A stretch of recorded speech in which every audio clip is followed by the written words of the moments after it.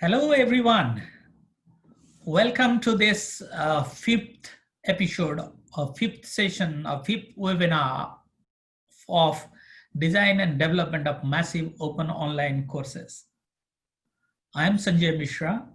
With me, Professor Dr. Fong Sung Fook from University Malaysia Sabah. We both of you welcome all of you for joining on this session today. Thank you for joining in large number. We are still looking for many more to join in. And as usual, before I start the presentation for today, I would like to give a few minutes of giving briefings and introduction to Professor Fong, please. Okay. Thank you, Dr. Sanjaya. A very good evening to you and a very good morning to all our dear fellow colleagues in UMS and in different time zone of others in different part of the world. First of all, thank you very much, Dr. Sanjaya, for making this very special effort to be with us. Professor Rashid yesterday told me to send his best regards and a big thank you to Dr. Sanjaya for this wonderful webinar series on MOOC development. He will definitely want to join in one of the sessions to say a big thank you. Okay. Now, to our fellow colleagues, there are also some that for the first time coming in due to whatever reason. So thank you for accommodating them, Dr. Sanjaya. All in all, the objective of this webinar is to prepare all of us into the real experience and the real standards of preparing international MOOC. So Dr. Sanjaya has also, this will be his last presentation. After that, he has already invited many international MOOC experts to come on board. So on this, we say a big thank you. So we look forward to your sharing for today. Thank you, Dr. Sanjaya. Thank you, Dr. Fong. I see a lot of names, participants who have been submitting activities, developing content, VRDQ approach. And I have told before, VRDQ is very simple. Video, readings, discussion, and quiz. The overall objective of this series is to simplify or demystify design and development of massive open online courses. Okay, and what I talk about or the way I make things simple is not necessarily the best way to do it.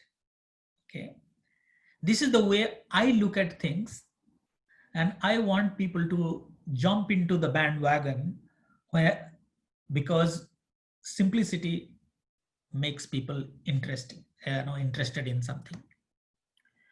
So as you will see, much of the massive open online courses are video based. Okay, so and then analyzing these things, we have come to a kind of an approach which I am using in most of the MOOCs that I offer. I use this VRDQ approach and I'm very satisfied with this thing. So that's, I promote those things. If you find another approach, go ahead. Okay. And today's presentation will be much about guidelines, not a lot about theories, but much about practical tips and guidelines from my own experiences and from elsewhere that I have observed or participated. Okay. So now I have an ID plan. What next? That's what in your mind, isn't it? You're asking, I have done an instructional design plan. It has been looked at by Sanjay Mishra. What next? And that's next is that you need to develop content once your instructional design plan is approved. Okay. I assume that in your institution, somebody will look into those instructional design plans or instructional design documents, vet it, discuss with you thoroughly and agree to that plan so that you can then proceed to develop the content. That is normally the approach. So what is VRDQ? Video, readings, discussion, and quizzes. You can also say assessment, type of assessment. Okay, we'll take all these four components of content development one by one, some in more detail, some in less detail, depending on the significance of that input in my presentation. Let me first start with videos. Videos are the most important component of massive open online courses. Mostly it tries to connect with the learner the way the teacher wants to connect with the learner in a face-to-face scenario. So this is your chance to get connected to your participants or your learners the way you want to call them. Okay, so I will present you some different types of videos that you should consider while designing your massive open online courses. Not just one type of video, the videos formats and style of treatment of the videos should be different. Now you might have seen most of the time talking head like me. Now I'm in a talking head mode, but you should try different approaches. One of the approach is to start with a marketing video. The first thing you should work when you are planning with a video is to do a marketing video through which you will introduce the course and you will try to attract large enrollment to justify the massiveness of the course. Okay, what should you do? You should use a mix of talking head, real life things that you are talking about. You could talk about situation of the learners, field visits. You could use voiceover of learners, students, facilitators, and so on and so forth. So, and create a short video that you want to share through different media. You use to social media. You will put also in the MOOC page and so on. What is the content coverage should be? Talk about the key issues that you will cover. What are the challenges the course addresses? What are the objectives? Who are the people who will benefit out of this course? Now, what the learner will be able to do. So broadly from the description of the course, you make a short 90-second video that can be put on social media, on the website of the MOOC to attract people to register. This is the first thing I would always suggest to do in terms of course. The second type is related to content is about screencast presentations. The screencast presentations are used to provide content information. Those are complex. Also needs graphical representation. Okay. And also there is a need of a human element so that you are talking, adding voiceover and so on. So what is that you do as a treatment? You can present a normal presentation, which follows a logical sequence. You have to have a step-by-step approach so that the learner or the receiver receives your message appropriately. In the screencast presentation, mostly sequencing is the most important thing. If your presentation is not sequential, you are going to confuse the learner. So that's the key thing to remember. You can create these kind of videos quite easily these days. You can also use PowerPoint to do that. You can use Screenomatic to do that. You can use Camtasia to do these things. And there are other softwares also to do that. It doesn't really need a sophisticated studio to do these kind of videos. The next one is location shooting. Whenever there are important historical site to be shown or a phenomenon to be shown, particularly issues related to environment, laboratory work, industrial work, social issues, social unrest, disturbances, difficult situations, then you probably need a location shooting. And that's where we need studio cameras and so on and so forth. The style normally becomes a documentary style with a narration, voiceover narration and camera shots. You can do this using studio cameras, and also these days you can do with your mobile as well, depending on situations. And you can use this definitely needs some editing work on the editing table, so that you can use pieces of information as well as the narration appropriately. Interviews with single or multiple people, and this is one of the ways to bring in variety. You can bring in other experts. When you want to provide multiple perspectives on a topic, you want to bring other experts, you want to bring another colleague's viewpoint to a teaching learning process, and provides multiple perspective to the learner, then you need this kind of a video approach. This could be short interview. You can have focused question and ask, or you can use a panel of people to ask questions and they reflect. There may be a commentary at the end from you, or there may not be a commentary at the end, and you leave it to the participants or the learners to make their own judgment about this. Sometimes it needs sophisticated studio, but these days you can also record interviews online. There are online tools, including the tool that we are working on today is Zoom, can do those kind of things. Sorry. Animation video. I think this is relatively expensive and difficult to do, and needs some efforts in terms of understanding different packages to which help us to create animation. These are useful when you have complex ideas, some hazardous actions that you need to test procedures, and something that you want to demonstrate. Okay, it's like a different form of screencast video, but it has more interactive element into it. It follows the requirement of the subject differently, even though it's more sequential. And 3D visualization is something that brings in one in the animation videos. When you want to provide, particularly you are teaching chemistry, you need to show molecules, the bonding pattern, and so on and so forth. There are two different animation tools. One open source animation tool is Blender. And I tell you, somebody has, one of you has submitted an instructional design plan on Blender on 3D animation to start a MOOC. So that means UMS has expertise in this area. Next video I would say is that a summary video, which allows recapitulation of ideas.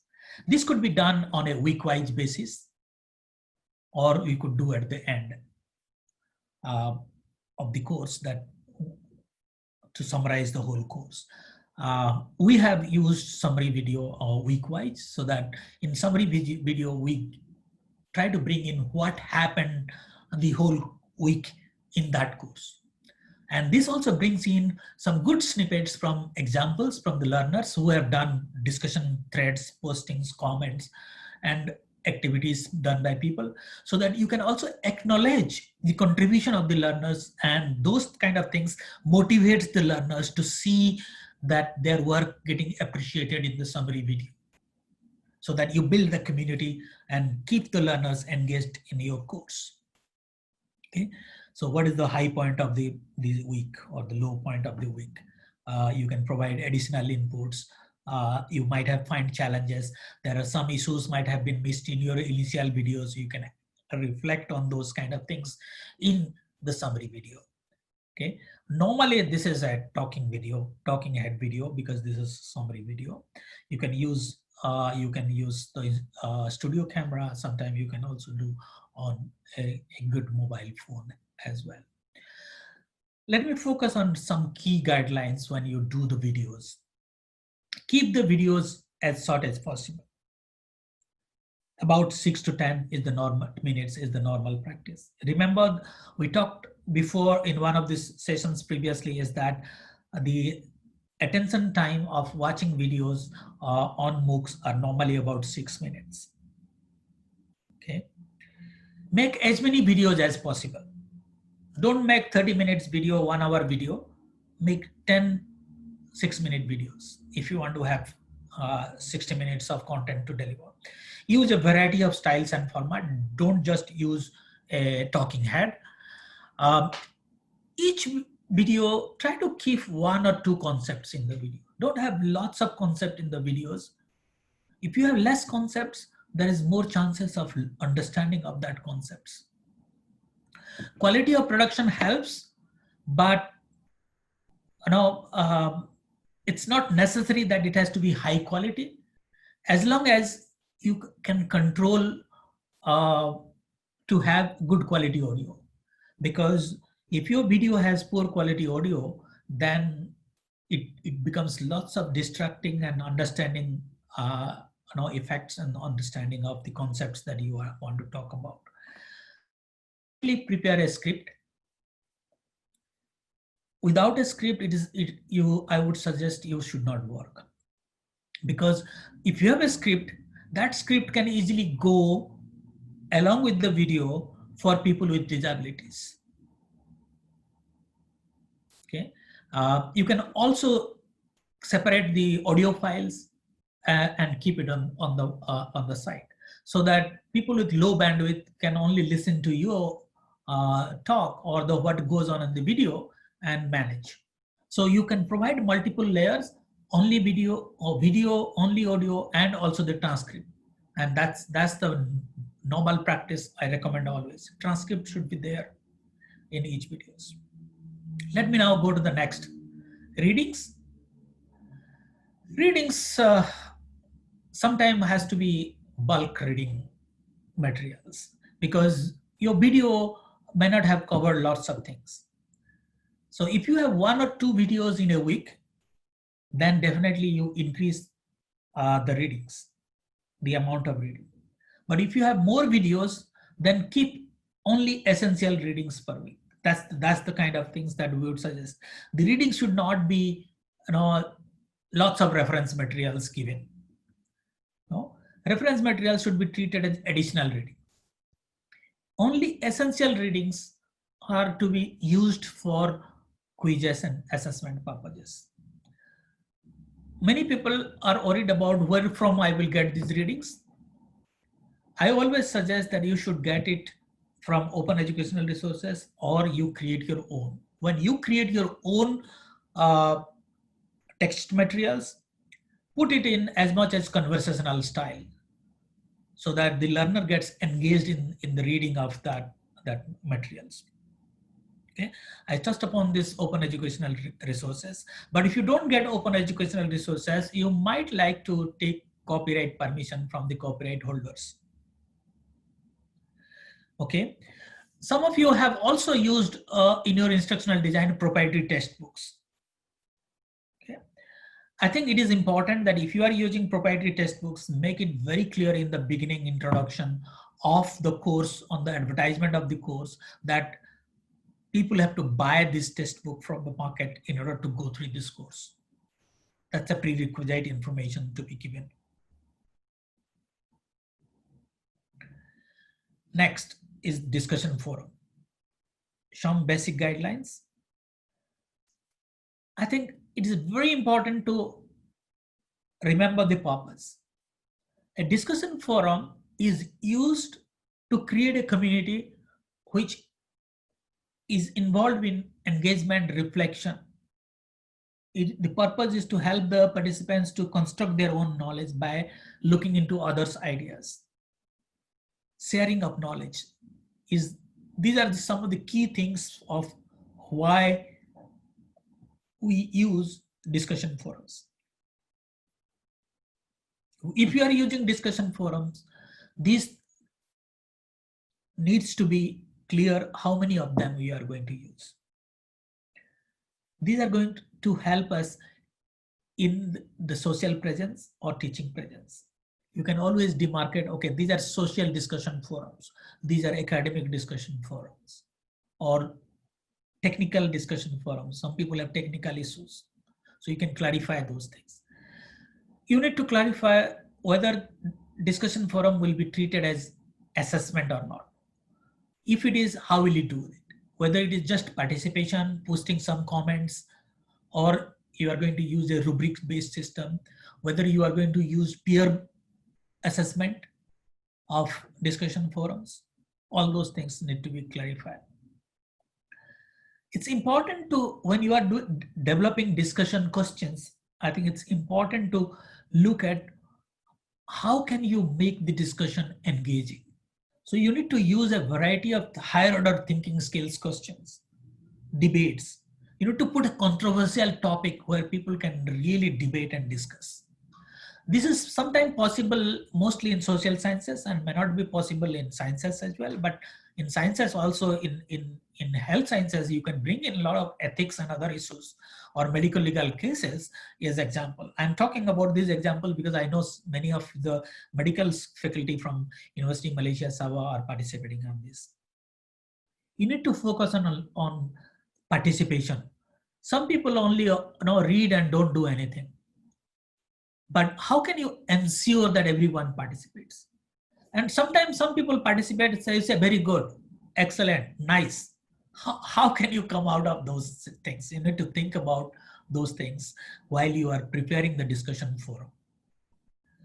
Think about who is going to moderate, whether the discussion forum is unmoderated or some participants will moderate, or there will be a teaching assistant who will moderate, or you are going to do the moderation. Probably it will be very difficult for you alone to do moderation if you are doing a course with thousands of students or participants. And sometimes most of the MOOCs, they don't moderate discussion forum. But when we are running MOOCs, most of the time we are moderating MOOCs with the help of teaching assistants. And if you are doing moderation, I think it's important to look at group size. It's difficult to do in MOOCs, but if you think that discussion is important, then you can create small groups to have more effective discussions. And we have tried this and it works well. I want to focus on discussion a little bit to look at the type of questions that you would want to look at. Focus on doing for and against debates on different issues. Ask analytical questions that connect the learner's previous knowledge. Put questions that are helpful on compare and contrast, cause and effect kind of things. And the most important thing is, don't ask to post responses alone. Provide clear guidelines on expectation. Participation by reading other posts and demonstrate understanding by summarizing and synthesizing. Now, discussion forum also helps improving writing skills of the learner, how to precisely write things, how to communicate with less words, okay, all those things. So you need to think about those things and provide the guidelines to the learners when we are putting a discussion forum. The fourth component is questions. Questions for what? Questions for assessment of learning. Some guidelines. Oh, we talked about quizzes versus assignments before. Quizzes are something that we can use a practice material, and also we can as an examination assessment material at the end, kind of gives set of questions. Assignments here, I mean by marked assignment, which will be marked by the tutor or technical teaching assistants people. So need to clarify about those uses. Whether you are using assignments, quizzes, whatever you are doing, those things need to be aligned to the learning outcomes. See that you are asking the questions that are in relationship with the objectives that you want the learners to achieve. They said, use quizzes as practice tests, ask them to give chances as many times to improvise. While preparing multiple choice question, this is the format which is largely used in MOOCs. Some do's and don'ts. Don't use negative phrasing. Don't use none of the above, all of the above type of questions. Try to include one right responses and make that the distraction or the options that you give they are related and they're plausible answer. They're not completely different from somewhere else. So that there are more guidelines. You want to search about how to prepare good MCQs. There are lots of resources on this. I don't want to go into those in details for this kind of a group. I thank you everyone for joining today's session for understanding about content development using the VRDQ approach, video, readings, discussion, and quiz. Okay. I look forward to all of you joining in the next session with me and Dr. Fong. We'll have a new guest. Okay. And we are going to learn about new approaches to use technologies for offering massive open online courses. Thank you very much to all of you.